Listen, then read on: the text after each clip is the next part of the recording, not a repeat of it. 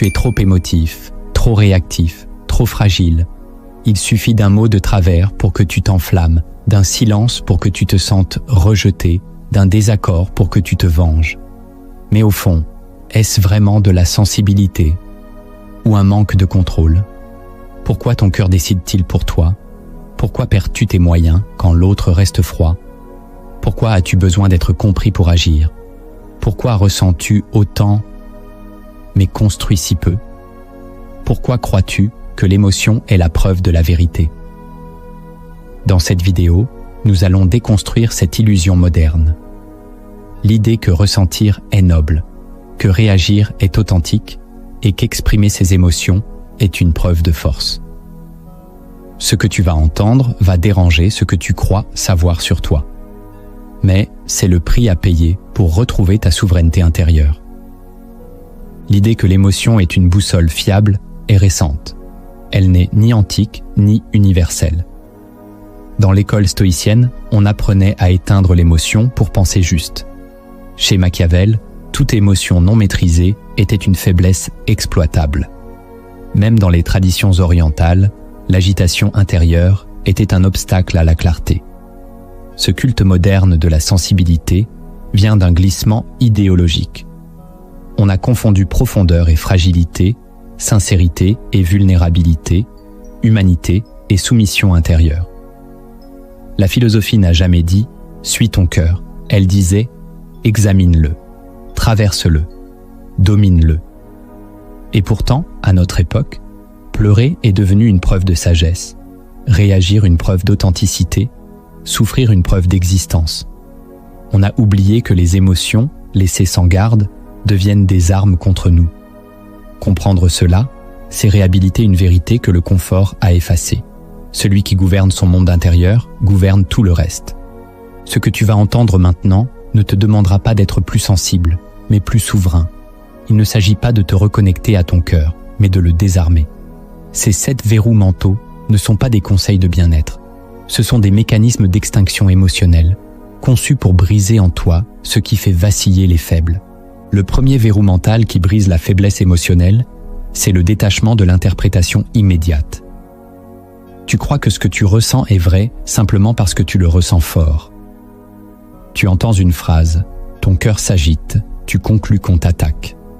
Tu vois un regard, ton ventre se serre, tu crois qu'on te méprise. Mais ce n'est pas le monde qui te blesse, c'est l'histoire que tu fabriques à toute vitesse dans ton esprit. L'interprétation immédiate est ton vrai ennemi. C'est elle qui déclenche la douleur, la colère, la peur. Si tu la coupes, tu débranches la bombe émotionnelle avant qu'elle n'explose. Celui qui veut régner sur lui-même ne doit jamais réagir à la première lecture. Il doit se tenir en dehors du théâtre intérieur. Regarder l'émotion monter, mais ne pas lui tendre la main. Voir le piège mental se refermer, mais refuser d'y entrer. Le monde extérieur n'est pas ce que tu crois, il est neutre. Ce sont tes projections qui le rendent toxique. Apprends à laisser une distance entre ce que tu vis et ce que tu crois. Le détachement commence là, quand tu refuses de juger trop tôt. Quand tu retires ton pouvoir à l'émotion en l'observant sans y croire. Tu ne dois pas fuir ton ressenti. Tu dois simplement l'interroger comme un menteur présumé. Si tu veux te libérer, n'analyse pas ce que tu ressens. Garde-le en quarantaine. Et tu verras que la plupart des émotions qui t'empoisonnaient n'étaient que des illusions à peine habillées. Le deuxième verrou mental qui brise la faiblesse émotionnelle, c'est l'élévation stratégique au-dessus de la mêlée.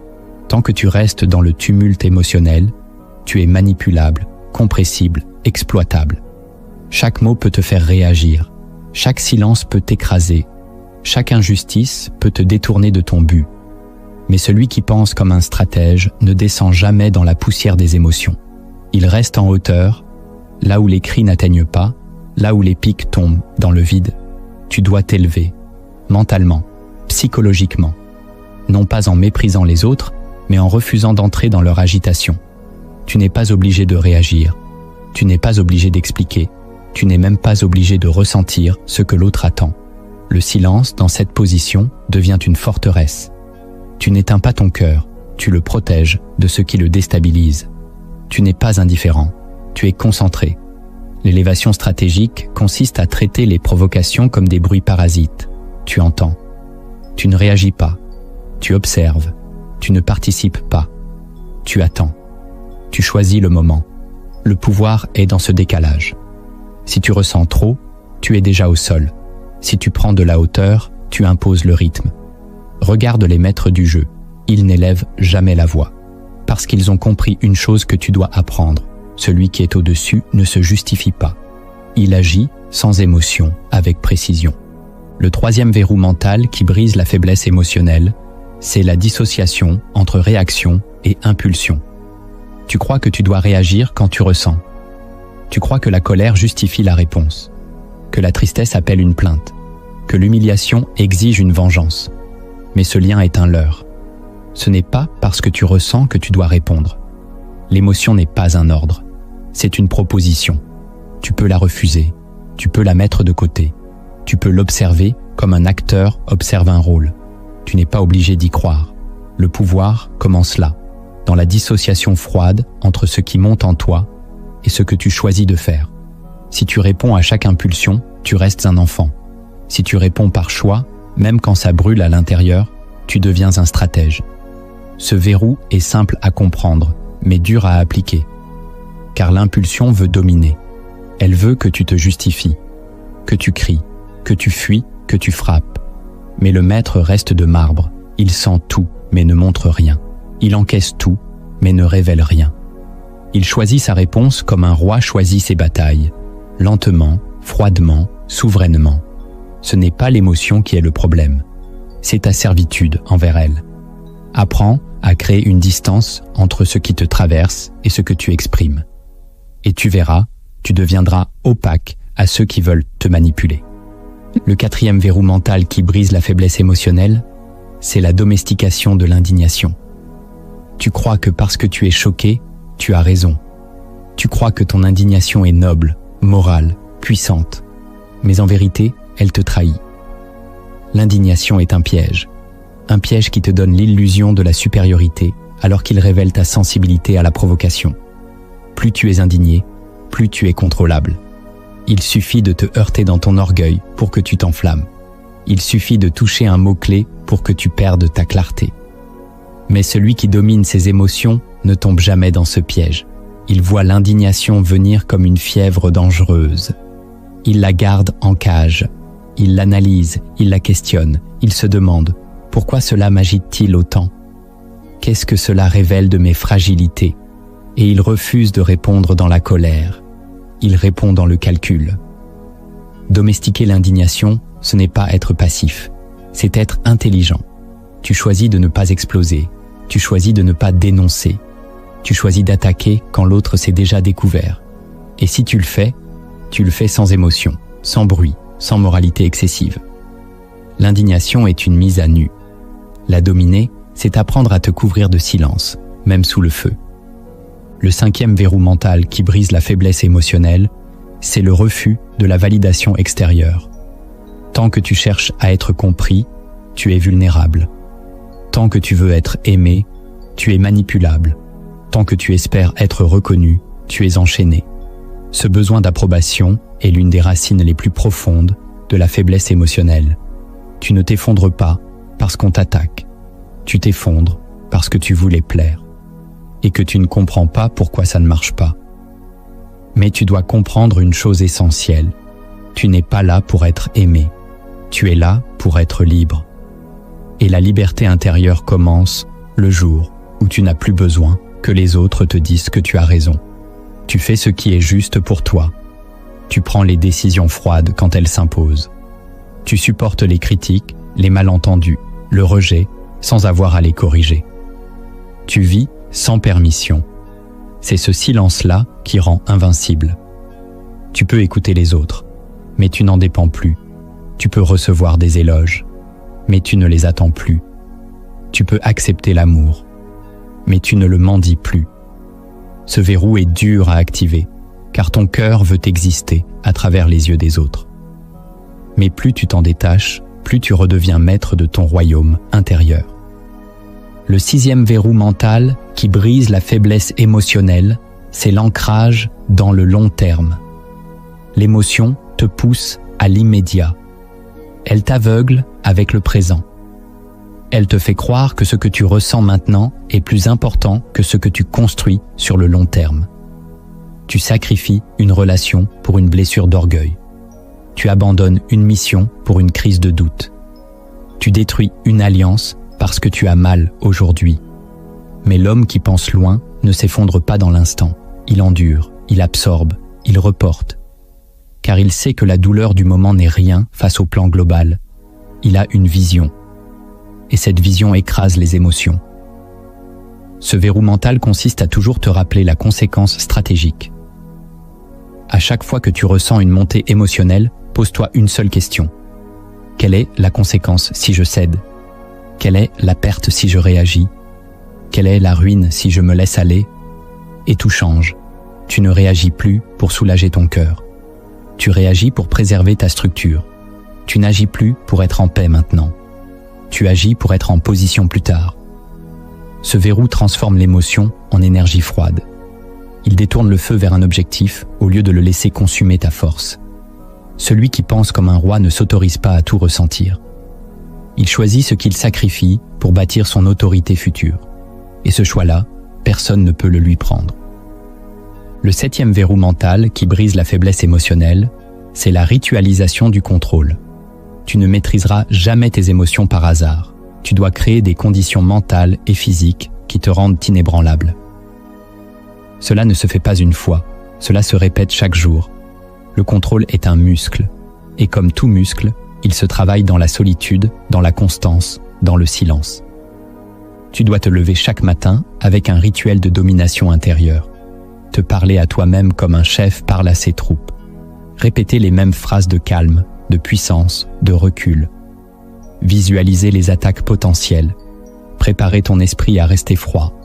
Ancrer dans ton corps une posture d'autorité. Le mental se façonne comme une armure. Tu ne peux pas improviser ta solidité au moment du chaos. Tu dois la forger quand tout est encore calme. Ce verrou consiste à faire du sang-froid une discipline, une hygiène, une exigence quotidienne. Tu veux devenir fort? Alors tu dois ritualiser la force. Tu veux rester stable? Tu dois entretenir ta stabilité comme un territoire qu'on peut te voler. L'émotion t'envahira toujours si tu ne la devances pas.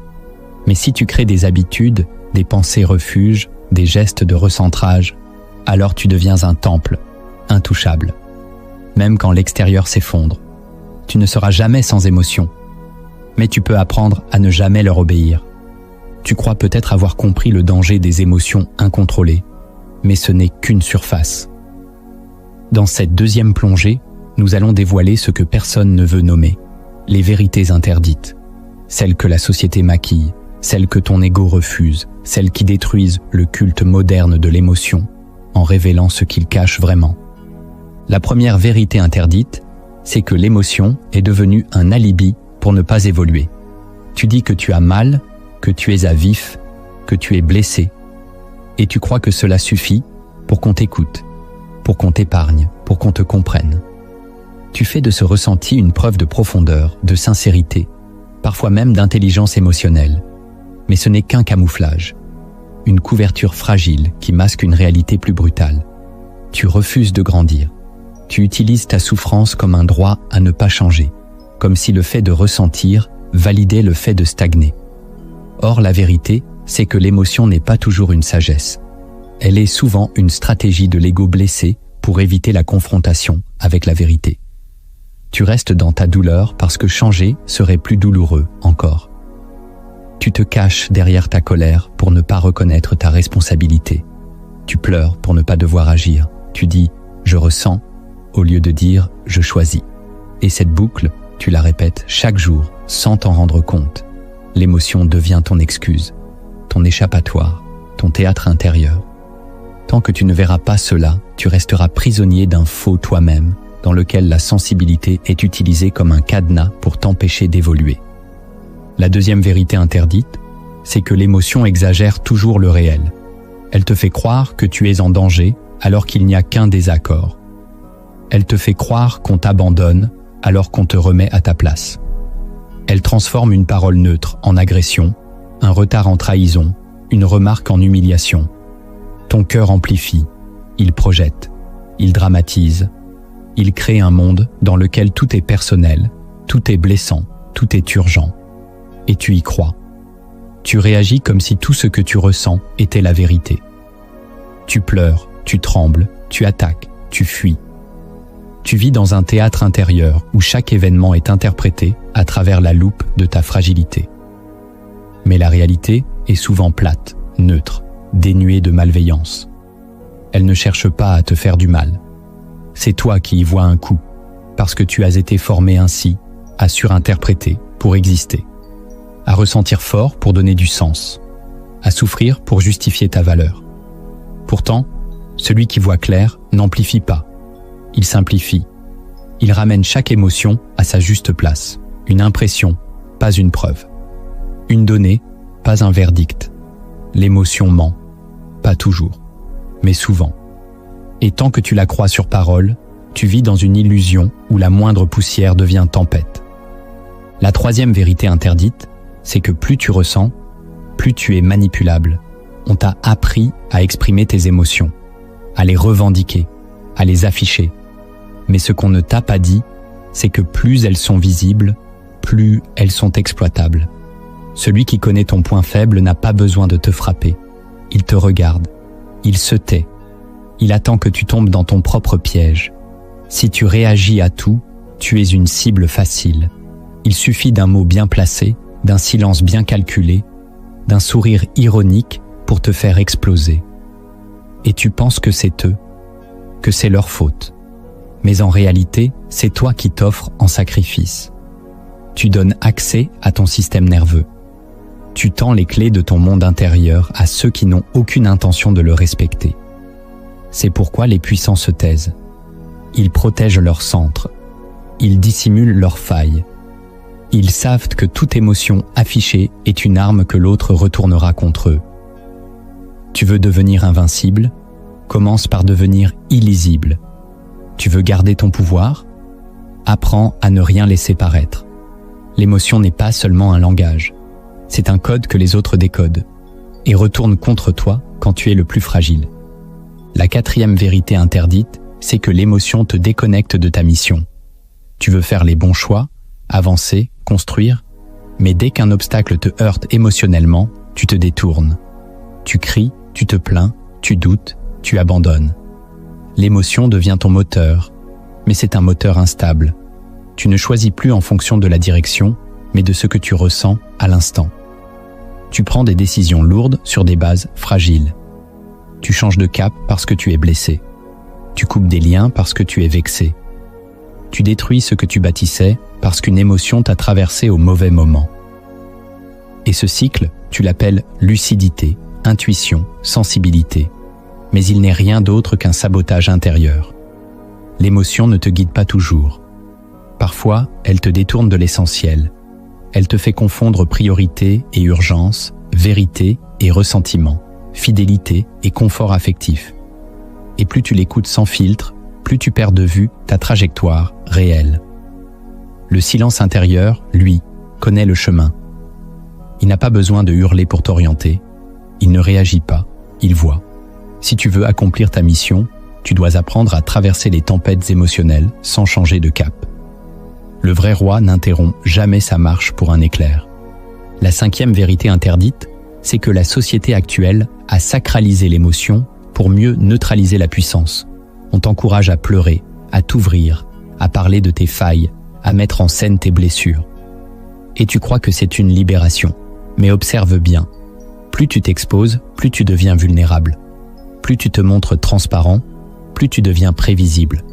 Et plus tu deviens prévisible, plus tu deviens inoffensif. Le système ne veut pas que tu sois fort, il veut que tu sois expressif.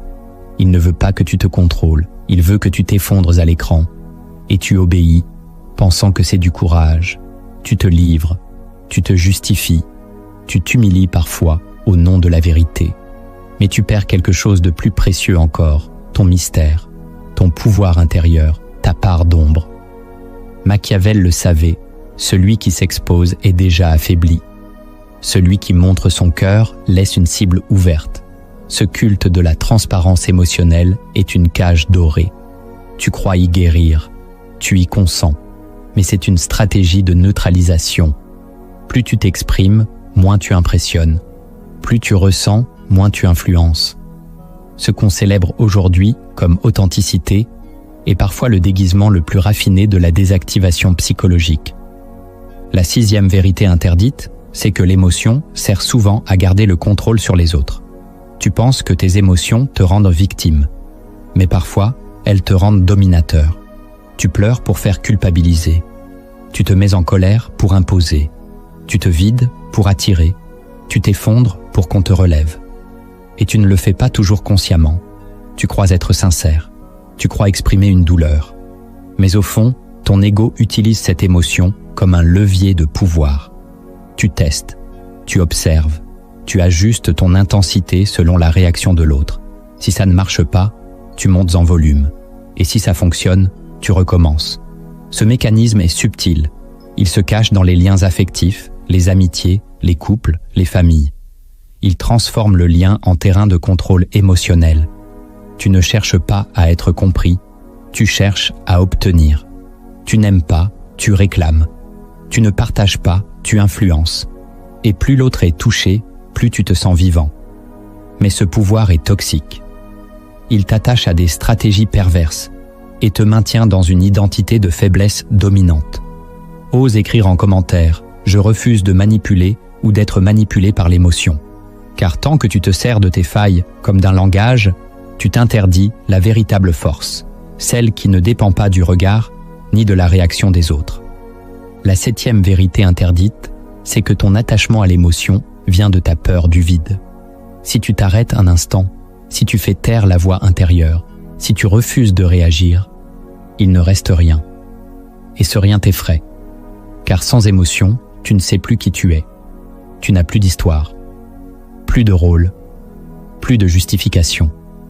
L'émotion te donne une identité. Elle te définit. Elle te fait exister. Tu n'es pas juste toi. Tu es celui qui a été trahi, celle qui a été oubliée, celui qui souffre encore. Et tu t'y accroches, comme à une encre dans le vide. Mais cette encre t'empêche d'évoluer. Car ce n'est pas la paix intérieure qui te construit, c'est le tumulte. Ce n'est pas le silence que tu cherches, c'est la résonance.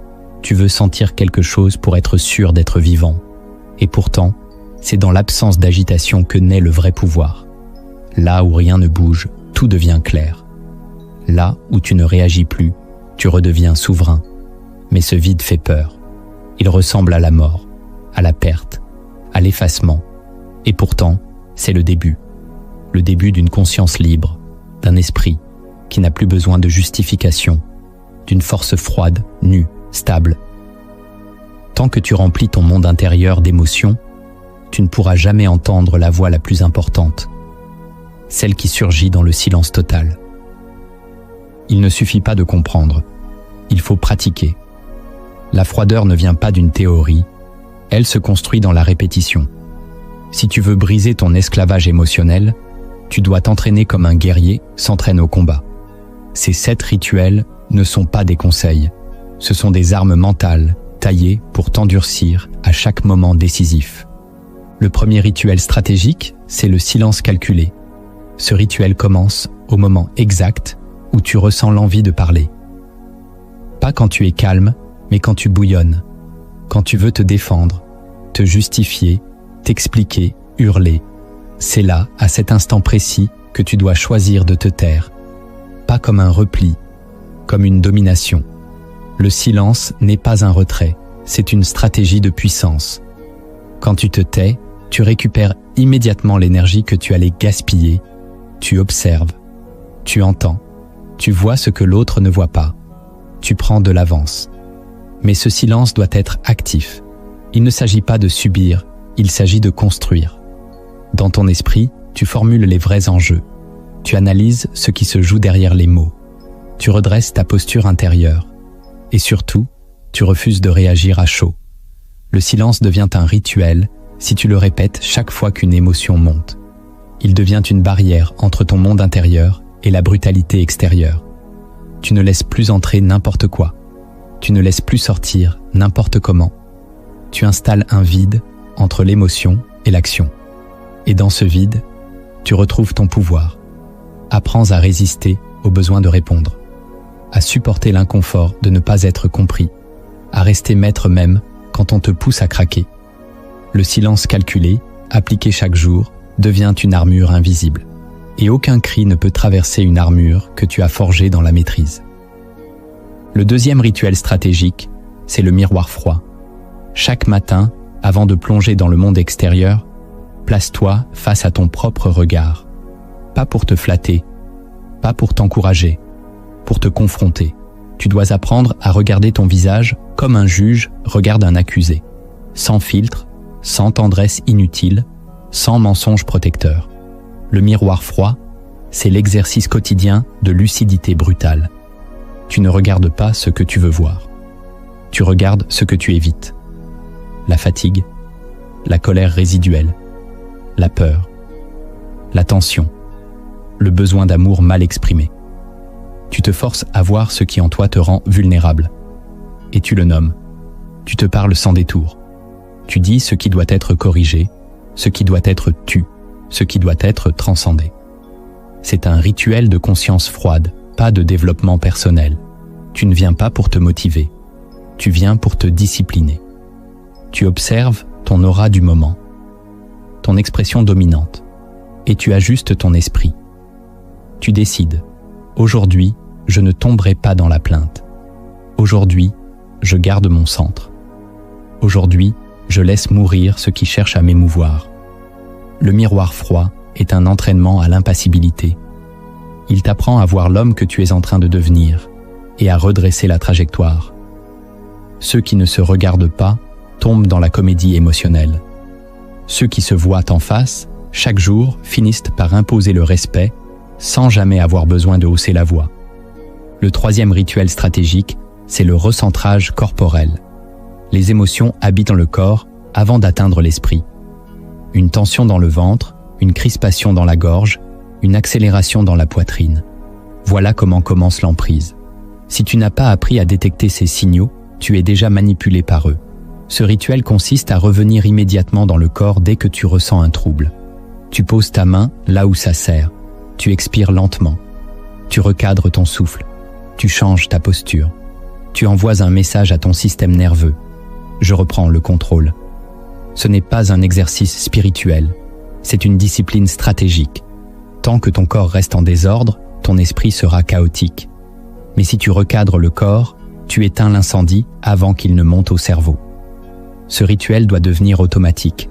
Dès que tu sens une tension, une agitation, une crispation émotionnelle, tu interromps le flux. Tu ramènes ton attention dans l'instant physique. Tu fais quelques gestes lents, contrôlés. Tu t'ancrages dans le sol. Tu ressens le poids de ton corps. Tu neutralises l'adrénaline et tu attends. 30 secondes peuvent suffire à éviter une réaction destructrice.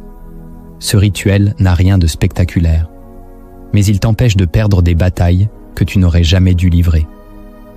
Le recentrage corporel, pratiqué tous les jours, fait de toi un être solide, enraciné, imperméable à la décharge émotionnelle que le monde t'impose. Le quatrième rituel stratégique, c'est la pensée dominante. Tu dois comprendre une chose essentielle. Ton esprit ne reste jamais vide. Si tu ne programmes pas ce que tu penses, tu subiras ce que d'autres veulent que tu ressentes. Ce rituel consiste à choisir chaque jour une pensée directrice, une phrase, une idée, une image mentale que tu répètes en boucle, comme un ancrage. Elle peut être brutale ou douce, mais elle doit te recentrer. Exemple, rien ne me touche sans mon autorisation. Je reste froid quoi qu'il arrive. Aucune attaque ne pénètre mon silence.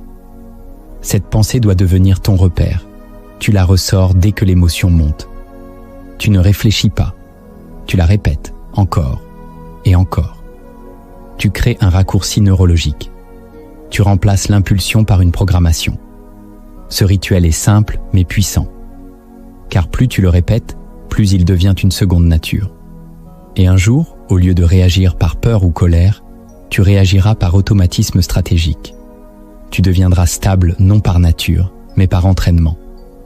Les puissants ne laissent pas leur esprit errer. Ils imposent une pensée directrice, une pensée tranchante, protectrice, souveraine. Fais de ta pensée dominante une lame mentale. Et tu couperas court à toutes les émotions parasites avant qu'elles ne te consument. Le 5e rituel stratégique, c'est l'exposition contrôlée. Tu ne peux pas fuir le monde. Tu dois t'y confronter, mais à ta manière, par dose, par choix, par cadence. L'exposition contrôlée consiste à t'entraîner à supporter les situations qui d'ordinaire t'agitaient, mais en gardant cette fois ta posture intérieure intacte. Tu choisis une scène, un moment, une interaction. Et tu y entres non pas comme une victime, mais comme un observateur en mission. Tu observes ce qui se passe en toi. Tu ressens le pic émotionnel. Mais tu ne réagis pas. Tu tiens, tu analyses, tu restes ancré. Et chaque fois que tu survis à une tempête sans bouger, tu gagnes du territoire mental. Tu rééduques ton système nerveux. Tu enseignes à ton cerveau que la sécurité ne vient pas de l'évitement, mais du contrôle. Ce rituel est progressif. Tu commences par de petites expositions. Une conversation difficile, un espace inconfortable, une attente sans réponse. Et tu restes là, sans fuir, sans parler, sans t'excuser. C'est une épreuve, mais c'est une libération. Celui qui peut supporter l'émotion sans s'y plier devient inarrêtable. Tu n'es pas là pour éviter la vie. Tu es là pour ne plus t'incliner devant ses secousses.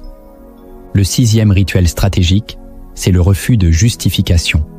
L'un des réflexes émotionnels les plus profonds est celui de devoir expliquer.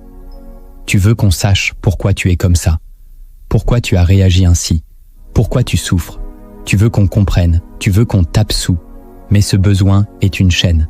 Chaque fois que tu te justifies, tu reconnais à l'autre un pouvoir qu'il ne devrait pas avoir, celui de juger ton intériorité. Tu dois désactiver ce réflexe, te libérer de l'attente de validation, apprendre à te taire même quand tu pourrais t'expliquer, à assumer même quand tu pourrais t'excuser. Le silence face à l'incompréhension est une épreuve. Mais c'est aussi une affirmation de souveraineté. Ce rituel ne t'isole pas. Il t'élève. Tu ne parles pas parce que tu n'as plus besoin de plaire. Tu ne t'expliques pas parce que ta paix intérieure est indépendante de l'adhésion extérieure. Tu ne corriges pas les malentendus, car tu sais que le vrai respect ne vient pas de la clarté, mais de l'opacité. Plus tu es silencieux, plus tu es solide. Plus tu refuses de justifier, plus tu deviens un mystère que personne ne peut réduire à une émotion passagère. Le 7e rituel stratégique, c'est le vide assumé. C'est le plus difficile. Il ne consiste pas à faire, mais à ne rien faire, à ne pas remplir, à ne pas combler, à ne pas réagir. Il s'agit de rester là, face au vide intérieur, sans chercher à le fuir. Sans distraction, sans émotion, sans histoire. C'est dans ce vide que naît le vrai pouvoir, pas dans l'action, pas dans le ressenti, dans l'espace entre deux réactions, entre deux rôles, entre deux impulsions. Le vide est insupportable pour celui qui s'identifie à ses émotions, mais pour celui qui assume ce silence, ce calme, cette absence, une transformation commence. Tu n'es plus ce que tu ressens, tu n'es plus ce que tu crois. Tu es un être capable de se tenir droit, même quand rien ne le rassure. Ce rituel se pratique dans le silence, l'ennui, la solitude. Tu n'attends rien, tu n'exiges rien, tu ne remplis rien. Et là, quelque chose s'ouvre, une conscience plus haute, une lucidité plus pure, une liberté que personne ne peut t'arracher. Le vide assumé n'est pas un abandon, c'est une régénération, une préparation, un retour à ton centre souverain. Et celui qui a goûté à ce vide ne sera plus jamais dominé par une émotion. Tu as tenu jusqu'ici, et ce n'est pas anodin. Cela signifie peut-être que quelque chose en toi a reconnu la vérité que ce monde cherche à étouffer. Tu ressens trop, tu réagis trop, et tu perds ton pouvoir à chaque fois que tu refuses de le voir. Ce n'est pas une critique, c'est un diagnostic. L'émotion est devenue ta prison dorée. On t'a appris à t'y réfugier comme dans un cocon, à y voir une preuve d'humanité, une marque de profondeur, une expression de sincérité. Mais ce cocon t'a fragilisé. Il t'a rendu dépendant du regard des autres, esclave de ta propre agitation intérieure, prisonnier d'un flux nerveux que tu ne contrôles plus. Tu dis que tu veux être libre. Mais à quoi bon vouloir la liberté si tu refuses d'en payer le prix? Le prix, c'est le silence, le refus de réagir, la coupure des justifications, l'acceptation du vide, le sang-froid, l'impassibilité, la froideur même, quand elle est nécessaire. Tout cela, la société actuelle l'appelle toxicité, insensibilité, froideur émotionnelle. Mais dans les cercles du pouvoir, chez les maîtres stratèges, chez ceux qui gouvernent, on appelle cela autrement maîtrise, clarté, densité, autorité. Tu ne changeras pas ta vie en t'ouvrant davantage. Tu la changeras en te contenant davantage, en éteignant ce qui déborde, en domptant ce qui monte, en refusant de te justifier chaque fois que ton cœur crie. Tu n'as pas été créé pour être un être affectif errant. Tu as été façonné pour être un esprit solide dans une époque qui pousse au chaos intérieur. Il ne s'agit pas d'être dur, il s'agit d'être centré. Il ne s'agit pas de devenir froid par vengeance, mais de devenir impassible par lucidité. Regarde les grands stratèges. Ils sourient peu, ils parlent peu, mais leur regard impose, sans émotion, sans bruit. Tu crois que tu as besoin d'être compris pour exister, mais tu existes pleinement quand tu n'as plus besoin d'être compris. C'est là que commence la souveraineté intérieure, quand l'autre ne te définit plus, quand ton cœur ne commande plus, quand la douleur ne dicte plus ta direction. Tu penses peut-être que cette voie est dure, mais pose-toi une seule question, la seule qui vaille après tout ce que tu viens d'entendre. Combien de fois encore vas-tu te trahir, simplement parce que tu as ressenti trop fort, trop vite, trop longtemps ?